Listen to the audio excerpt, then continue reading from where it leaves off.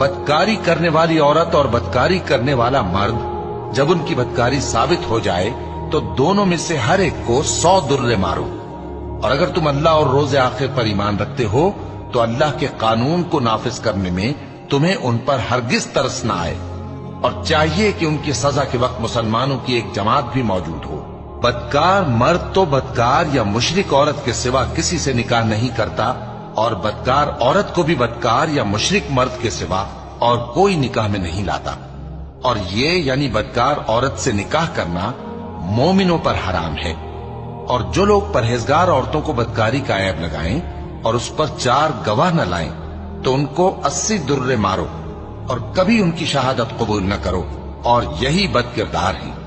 ہاں، جو اس کے بعد توبہ کر لیں اور اپنی حالت سنوار لیں تو اللہ بھی بخشنے والا ہے، مہربان ہے۔ اور جو لوگ اپنی بیویوں پر بدکاری